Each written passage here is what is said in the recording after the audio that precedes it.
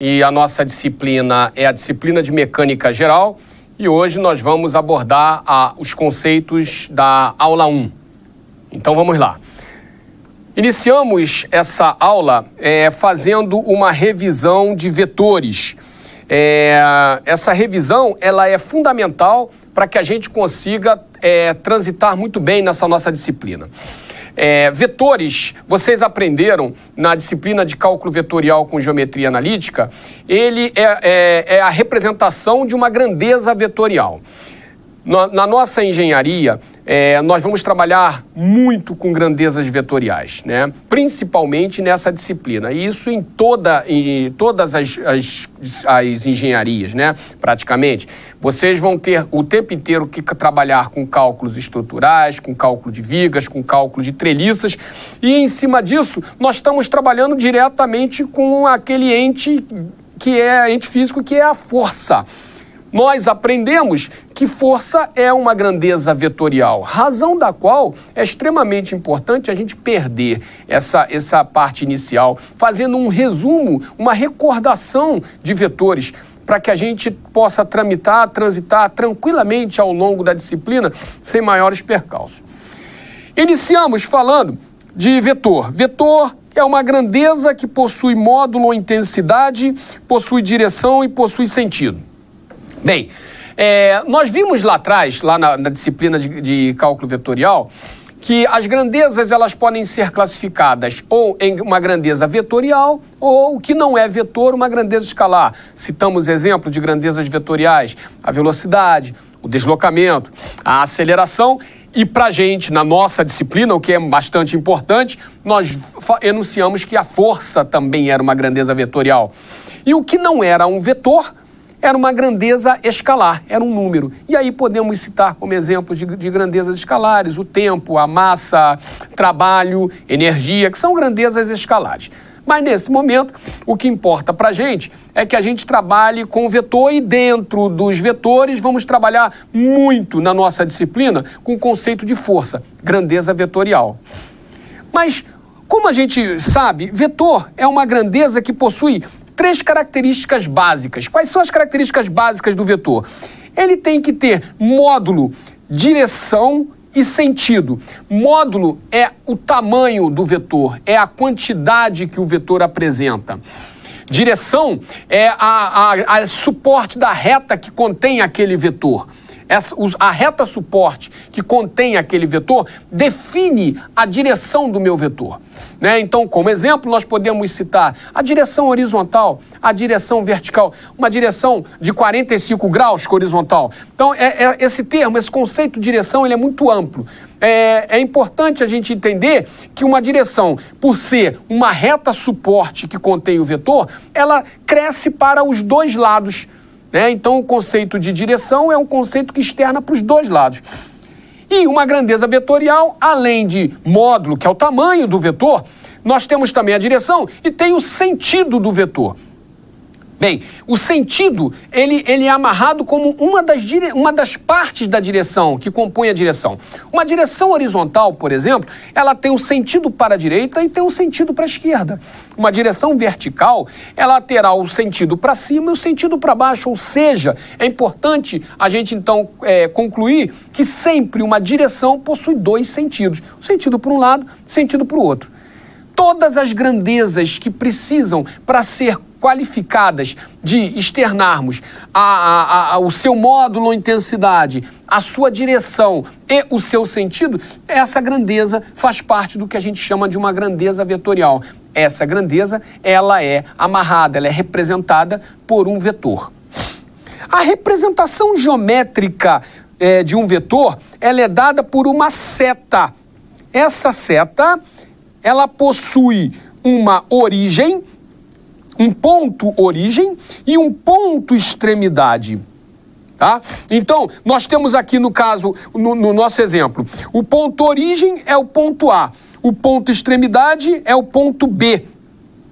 Razão da qual nós vamos representar esse nosso vetor por AB, A é o ponto origem, B é o ponto extremidade. A representação dele faz-se nesta sequência, nesta ordem. Primeiro externando o ponto origem, depois externando o ponto extremidade. Esse aqui é o vetor AB. Todas as vezes que eu ler um vetor AB, significa que o primeiro ponto é o ponto origem, o segundo ponto é o ponto extremidade. E é extremamente importante que a gente entenda que existe ali uma seta em cima. Essa seta desse vetor, que está em cima desse vetor, ela é a representação que aquilo ali é um vetor. Então, para ser uma representação de um vetor, ela tem que ter os dois pontos, o ponto origem e o ponto extremidade, e uma seta sobre esses dois pontos. Quando isso ocorre, nós teremos, então, um vetor. Existe uma outra forma de nós designarmos esse vetor, porque o vetor, além de ser representado por esses dois pontos, origem e extremidade, ele também pode ser representado por uma letra minúscula. E aí essa letra minúscula, ela aparece simplesmente, ela, sozinha, com uma seta em cima. A seta em cima é sempre haverá, né? Seja na representação com os dois pontos, o origem e o ponto extremidade, ou com essa letra minúscula. As duas representações eu tenho que ter seta em cima, obrigatoriamente. Tá ok? Então essas são, além da representação da geométrica do meu vetor, é também a representação do meu vetor na forma escrita ou analítica. Bem, existem agora, nós vamos relembrar, né, as operações com os vetores. E para relembrar essas operações, vamos lembrar graficamente, né, porque agora a gente vai externar graficamente a adição de vetores e vamos iniciar com o conceito de adição. Duas formas de fazer a soma de vetores. Uma em que os vetores terão a mesma origem e a outra em que a extremidade do primeiro vetor coincide com a origem do segundo. Vamos primeiro para os vetores com a mesma origem. Bem, a adição de vetores com origens coincidentes, ela é feita pelo que a gente chama de método do paralelogramo. Como é que funciona isso? Se eles têm a mesma origem, nesse caso aqui que nós estamos representando, eles possuem a mesma origem, nós vamos, pela extremidade de cada um deles, traçar uma paralela ao outro vetor. Então, pela extremidade desse vetor aqui, por exemplo, o vetor V, nós vamos traçar uma paralela ao vetor U. Tá ela feita aqui. Pela extremidade do meu vetor U, nós vamos traçar uma paralela ao vetor V. Tá ela aqui. Onde essas paralelas se encontrarem, será o ponto extremidade do meu vetor soma. Eu estou aqui, nesse caso, trabalhando com a adição de vetores. E estou trabalhando com vetores com origens coincidentes. Então, essa aqui será a extremidade do meu vetor soma. A origem do meu vetor soma será nesta origem comum, nessa origem coincidente dos dois vetores. Então eu vou tirar um vetor dessa origem coincidente até esse ponto de encontro das paralelas. Este vetor aqui será o meu vetor soma desses dois vetores, U e V. Ele é conhecido como método do paralelogramo, porque se vocês observarem, nós fechamos um paralelogramo que é um quadrilátero, né? O que é um paralelogramo? É um quadrilátero com os quatro lados paralelos 2 a 2. Se vocês observarem, foi o que nós fizemos ao traçarmos essas retas paralelas. Nós fechamos um quadrilátero com os quatro lados paralelos 2 a 2, formando um paralelogramo. Por isso que ele é conhecido como método do paralelogramo. Para que nós façamos dessa forma, é extremamente importante que os senhores observem que para usar esse método, esses dois vetores têm que ter origens coincidentes. Somente nesse caso eles têm que ter origens coincidentes que você pode usar o método paralelogramo. Existe uma coisa que a gente pode definir desse vetor, já que ele é um vetor, ele possui módulo, direção e sentido, nós podemos definir o módulo desse vetor soma. Como é que eu vou calcular o módulo do meu vetor soma? Essa fórmula de calcular o módulo vetor soma, ela pressupõe que eu conheça os módulos dos vetores iniciais. Então, O módulo do meu vetor soma ao quadrado será o módulo do meu primeiro vetor ao quadrado, mais o módulo do segundo vetor ao quadrado, mais 2 vezes o módulo do primeiro vetor, vezes o módulo do segundo, multiplicado pelo cosseno do ângulo que eles fazem entre si. Então, dessa forma, eu vou poder calcular o módulo do meu vetor soma. Tá? Graficamente, está aqui. Graficamente, o meu vetor, ele está aqui, definido. Né? Ele está bem representado pelo esse vetor S aqui. Analiticamente, ou seja, o módulo dele é calculado dessa forma aqui. Quando eu tenho obrigatoriamente, para calcular o módulo dele, eu tenho que conhecer os módulos dos vetores iniciais, o módulo do meu vetor U, o módulo do meu vetor V, assim como o ângulo entre eles, para que eu possa tirar o cosseno entre eles, desse ângulo, e aí eu vou calcular o módulo desse meu vetor soma. Isto é o método do paralelogramo. Isto é o método utilizado quando os dois vetores que eu estou somando possuem origens coincidentes. Mas eles poderiam não ter origens coincidentes. Eles poderiam ter a extremidade do primeiro vetor coincidindo com a origem do segundo vetor. E aí nós vamos definir como método do triângulo. Por que método do triângulo? Porque o vetor soma será um vetor que vai sair da origem do primeiro e chegar na extremidade do último. Repara, senhores, eu estou fechando o triângulo. Eu tenho inicialmente os dois lados do meu triângulo e eu fecho esse meu triângulo e esse fechamento é que será o vetor soma dos dois vetores U e V. Então ele é conhecido como método do triângulo porque eu fecho meu triângulo com esses dois vetores. Mas para que isso ocorra, a extremidade do primeiro vetor, ela tem que coincidir com a origem do segundo vetor. Eu simplesmente fecho esse meu triângulo, indicando com isso o meu vetor soma. Existe alguma possibilidade de eu calcular também o módulo desse meu vetor soma nesse método? Claro que existe. Basta que eu use a lei dos cossenos. O que diz a lei dos cossenos lá na nossa geometria plana euclidiana? Cada lado ao quadrado, ela é igual à soma dos quadrados dos outros dois lados, menos 2 vezes o produto desses dois lados, cosseno do ângulo oposto ao lado que eu quero descobrir. Então, nesse caso aqui, eu vou utilizar rigorosamente a lei dos cossenos. Reparem, o lado que eu quero descobrir é o lado desse vetor S aqui. Então, o tamanho desse vetor S, ou seja, o módulo do meu vetor S ao quadrado, é igual à soma dos quadrados dos outros dois lados, que é o módulo de cada um desses vetores iniciais, menos 2 vezes o produto entre eles, cosseno do ângulo que eles fazem entre si. É direto a lei dos cossenos que eu estou representando. Então, para que eu utilize esse método, é importante que a extremidade de um vetor coincida com a origem do segundo vetor. E eu simplesmente fecho o triângulo. Por isso que ele é conhecido como método do triângulo. Aqui nós temos algumas operações dos vetores. Quando eu trabalho com adição de vetores, ela pode ser comutativa, ou seja, a soma de dois vetores, U mais V é igual ao vetor V mais U. Ou seja, eu posso somar U com V, o resultado é o mesmo de V mais U. Existe a propriedade associativa de vetores. O vetor U mais a soma de dois vetores V e W dará o mesmo resultado obrigatoriamente que se eu somar primeiro o vetor U com o vetor V e o resultado somar com o vetor W. Isso representa a propriedade associativa da adição de vetores. A terceira propriedade é a propriedade do elemento neutro. O elemento neutro é aquele elemento que se eu somar, que eu busco somar a qualquer vetor e que o resultado dê o próprio vetor, ele é um elemento neutro a este vetor. Ou seja, existe algum vetor que se eu somar a um vetor qualquer, a resposta dará a esse vetor qualquer? Sim, é o meu elemento neutro. Que elemento neutro é esse? É o vetor nulo, é o vetor zero.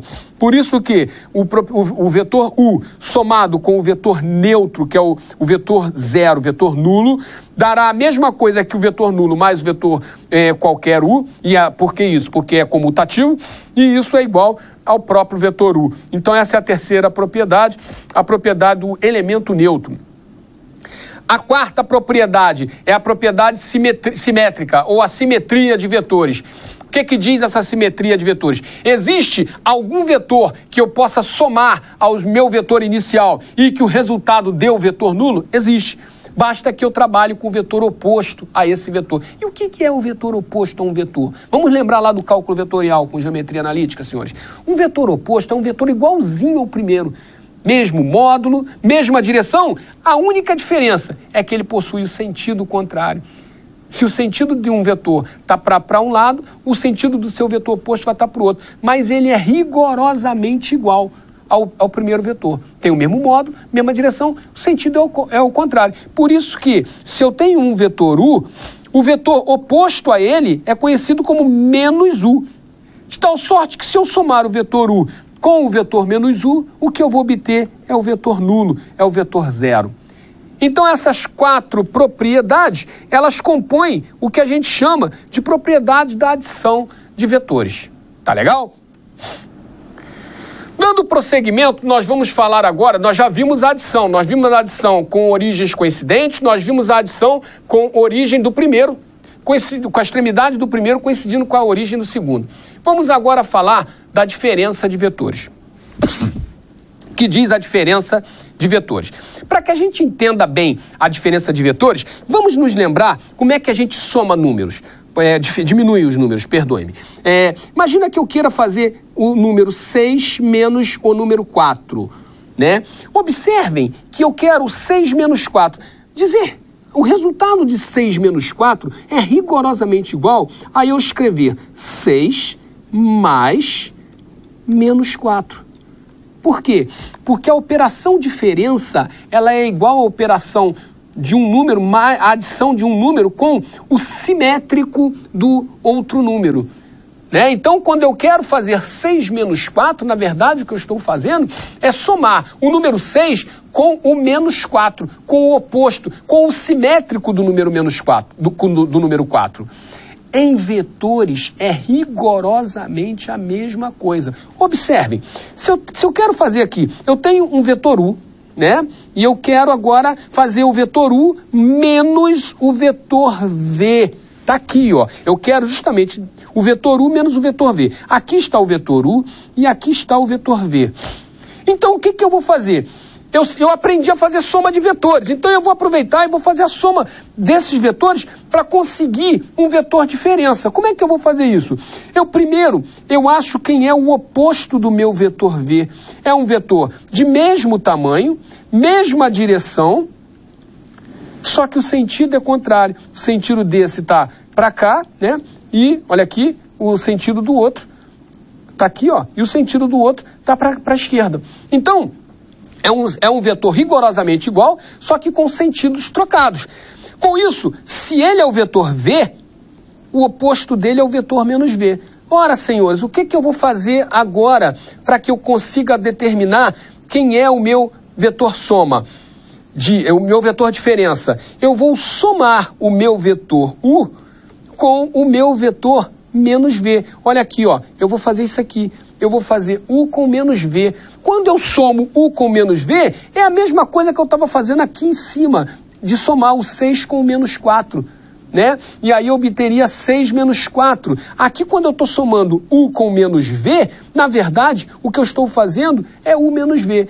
Então, eu vou usar o método aqui do paralelogramo, porque nesse caso eles têm origens coincidentes. Eu estou somando o vetor U com o vetor menos V. E aí eu vou traçar pela extremidade do vetor menos V uma paralela ao vetor U, pela extremidade do vetor U uma paralela ao vetor menos V, e vou tirar da origem comum um vetor saindo até o encontro dessas duas paralelas.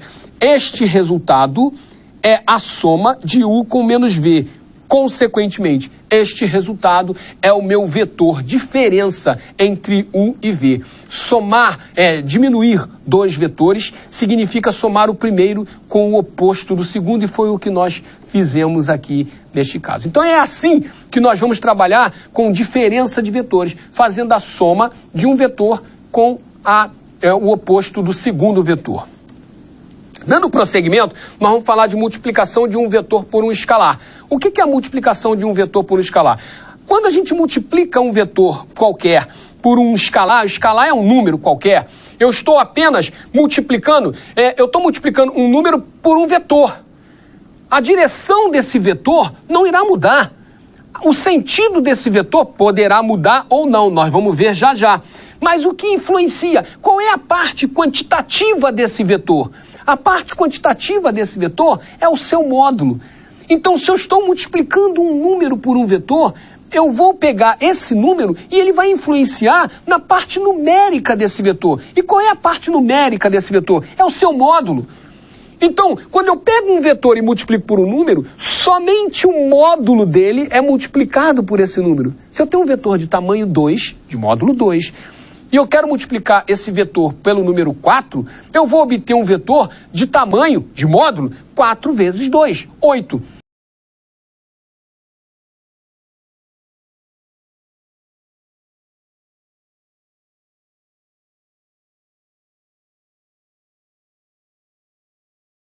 Tamanho 3, eu quero multiplicar pelo número 2, eu vou obter um vetor de tamanho 6. A direção é a mesma. Ora, e o sentido? Depende. Depende do sinal do número que eu estou multiplicando. Porque observem, se eu tenho um vetor de módulo 2 e eu estou querendo multiplicar pelo número 3, tamanho módulo 6. Mas e se eu quisesse multiplicar pelo número menos 3? Eu iria obter um vetor de tamanho menos 6. Ou seja, seria um vetor com sentido contrário ao vetor inicial.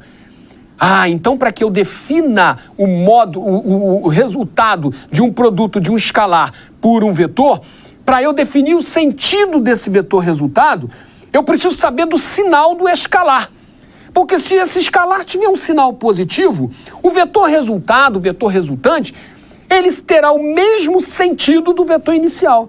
Mas se esse número, esse escalar, tiver um sinal contrário, um sinal negativo, quando eu multiplicar por esse vetor, eu vou inverter o sentido do vetor resultado.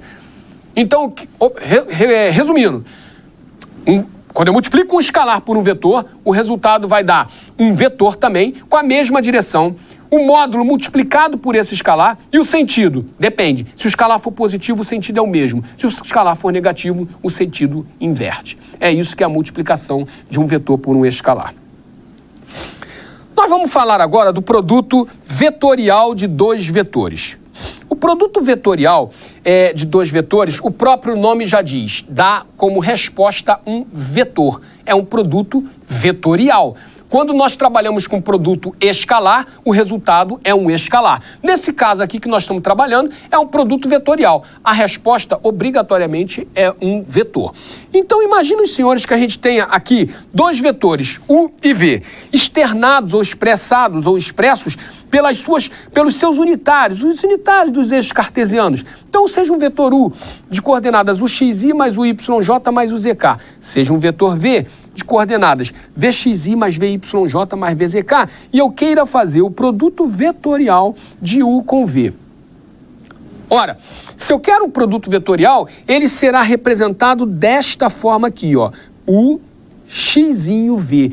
Tá? Porque a gente aprendeu lá no cálculo vetorial que quando é ponto é um produto escalar. Quando é xinho é um produto vetorial. E mais, a resposta de um produto vetorial, ela dá um vetor. Né? Então, quando eu tenho um produto vetorial, obrigatoriamente eu terei um vetor como resposta. E em assim sendo, ele terá um módulo, uma direção e um sentido. Como é que eu calculo o módulo do produto vetorial de dois vetores U e V? Está aqui, ó. Módulo do produto vetorial de dois vetores U e V. Módulo do primeiro vezes o módulo do segundo multiplicado pelo seno do ângulo que eles fazem entre si. É assim que eu vou determinar o módulo do meu produto vetorial. Qual é a direção do vetor produto vetorial de dois vetores? A direção do produto vetorial de dois vetores ela é sempre perpendicular a esses dois vetores. Imagina que eu tenha dois vetores assim. Eu quero fazer, um está nessa direção, outro está nessa direção. Eu queira o produto vetorial entre os dois. A direção perpendicular a eles. Se os vetores estiverem assim, direção perpendicular. Se os vetores estiverem assim, direção do produto vetorial perpendicular. Ou seja, sempre a direção será perpendicular aos dois vetores iniciais. Sempre. Eu tenho dois vetores, eles estão definindo um plano. O meu vetor produto vetorial terá a direção sempre perpendicular a esses dois vetores, furando esse plano. Tá legal? Então é assim que eu vou determinar a direção do produto vetorial de dois vetores. Como é que eu posso calcular esse produto vetorial direto? Bem, para eu calcular direto esse produto vetorial, eu vou utilizar o sistema do determinante.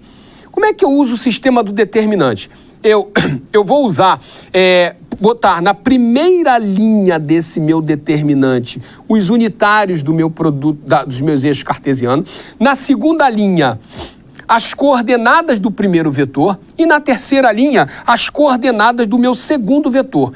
Dessa maneira, quando eu resolver esse determinante, eu estarei resolvendo e achando o produto vetorial desses dois vetores. A forma com que eu vou resolver isso aqui, vocês vão usar os métodos que vocês aprenderam na álgebra linear, seja por Laplace, seja por Sarri, da forma que você achar melhor. A forma com que vocês aprenderam a fazer um determinante de terceira ordem, né? Você pode, normalmente, um método que é normalmente utilizado, método de Sarri, em que você repete as duas primeiras filas. Como é que seria isso? Repetindo, fila que pode ser linhas ou colunas. Repita as duas primeiras colunas aqui e faça o produto da diagonal principal, mantendo o sinal. Faça o produto da diagonal secundária, trocando o sinal. E aí você soma, a resposta dará direto o produto vetorial desses dois vetores U e V. Nós falamos inicialmente que força era um vetor. E as forças no plano, ela por pertencer ao cálculo, a uma grandeza vetorial, nós vamos agora estudar as forças no plano. Em primeiro lugar, ação à distância. As forças elas podem ter ação à distância ou forças de contato. O que são forças de ação à distância? São aquelas forças que, por si só, elas proporcionam um efeito num determinado corpo à distância, sem que haja o contato de dois corpos. Ué, pode isso? Claro que pode. A força magnética é um exemplo de força à distância.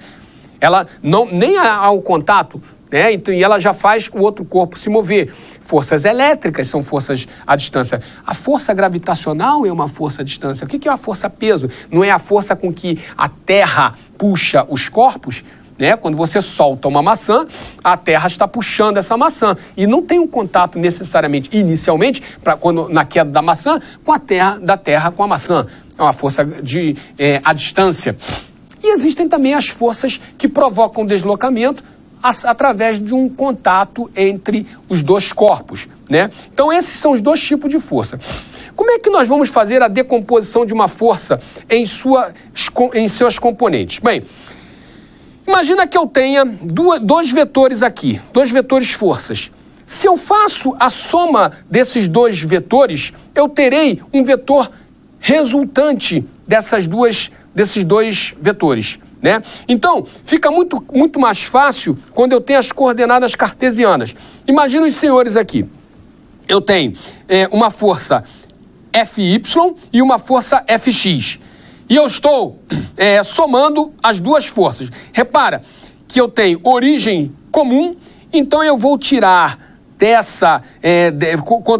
completar o paralelogramo e vou tirar que essa daqui é a minha soma dessa Fx com Fy. Observem, senhores, que o vetor F é a soma de Fx com Fy. Como é que funciona isso? Imaginem que os senhores ali tenham uma força puxando para a direita e uma força puxando para cima. O resultado do deslocamento desse ponto, que nesse caso aqui está na origem, será na direção e sentido da minha força F. Mas se a força F é a resultante da soma de Fx com Fy, nós poderíamos também ter o contrário. Eu poderia, tendo a força F, descobrir que força que eu posso ter na direção X e na direção Y, que sejam equivalentes. Quando somadas, me dê a força F. Essas forças são a Fx e a Fy. Então é o contrário. Quando eu faço a decomposição da força, eu estou descobrindo que forças, se eu for somar, eu vou ter aquela força F. Tá? E elas são as componentes, no caso ali a Fx e a Fy, seriam as componentes da minha força F. Se eu tenho várias forças, eu posso somar essas forças E a adição delas vai me dar o que a gente chama de resultante. Imagina vocês aqui que eu tenho a força F1, a força F2 e a força F3. Elas estão no plano e elas estão expressas através das suas componentes. A F1 tem uma F1x, uma F1y, F2, uma F2x, uma F2y, F3, uma F3x, uma F3y, e eu posso decompor cada forcinha dessa nas suas componentes e dizer que eu terei a resultante na direção x, é a soma da resultante da F1 com a resultante da F2 com a resultante da F3. Me dá a resultante na direção x. Quem é a resultante na direção y? É a soma da resultante da componente da força F1 na direção x, a componente na direção da F2, na direção y, a componente da F2 na direção y e a componente da F3 na direção y. A soma delas me dá a resultante na direção y. Com isso, eu tenho que um vetor Rx somente, um vetor Ry somente, e quando eu somar esses dois vetores, eu terei a resultante de todas aquelas três forças somadas. É assim que nós iremos fazer. Eu peguei um sistema com duas forças e eu coloco que, dado que eu tenho esse ângulo θ aqui de 50 graus, eu quero o vetor resultante das duas forças aqui dadas. Eu dou a força FA e eu dou uma força FB. E é dado também o seno de 50 graus e o cosseno de 50 graus. Reparem que o ângulo que essa força FB faz com a vertical é um ângulo de 40 graus. Tá? E é dado o seno e o cosseno de 50 graus. Eu quero o vetor resultante dessas duas forças. Como é que nós vamos fazer isso? Inicialmente, nós vamos calcular as componentes x e y de cada força dessa. Repara que essa força FA, ela terá uma componente x e ela terá uma componente y. A força FB terá uma componente x e terá uma componente y. Tá? Então, a primeira coisa é calcular quem é a força componente x da força FA e a componente y da força FA. A componente x da força FB e a componente y da força FB. Então, esse é o ângulo de 50, logo esse é o ângulo de 40 graus. Quem é o FAX? FA cosseno de 40 graus. FA vale 8. Quem é o FAY? Aí está aqui, ó, 8 vezes o valor dado. Está aqui FAX. Quem é FAY? É o FA cosseno de quem? Cosseno de 50 graus. Está aqui, que o θ é 50 graus. Quem é o FBX? Está aqui, ó. Eu vou trabalhar com esse ângulo aqui. Se aqui é 40, esse ângulo é de 50 graus. Então, por isso que vai ser FB, que é 6 kN, cosseno de 50. Quem é o FBY? É o FB cosseno de 40 graus, porque aqui é um ângulo de 40 graus. Então, nós vamos calcular inicialmente cada componente de cada força. A FAX, a FAY, a FBX e a FBY. Feito isso, nós vamos somar. Vamos calcular a resultante na direção X. Ou seja, eu vou somar as forças que estão na direção, os módulos das forças que estão na direção X. Vai ser isso aqui, ó. Essa força com essa força. A FAX com a FAX com a FBX. Então, quando eu somo isso, eu tenho uma resultante na direção X. Se é na direção X, o unitário correspondente é o I, é o vetor I. Então, ela vai dar 9,986 I em quilonewtons. Vou agora fazer a mesma coisa para a direção Y. Eu vou somar o meu FAY com o meu FBY. E aí eu vou ter uma resultante na direção Y. Na direção Y é J. Repara que a FBY é negativa. Está aqui, ó. A FBY, ela vai estar para baixo no meu eixo. Ela tem uma componente para baixo. Consequentemente, por isso que a gente trabalha quando eu vou somar FBY, vai ser um vetor negativo. E a resultante das minhas forças vai ser a soma da resultante X com a resultante Y, ou seja, 9,986 I mais 0,548 J. Isso em quilonewtons. Por hoje é só. Muito obrigado.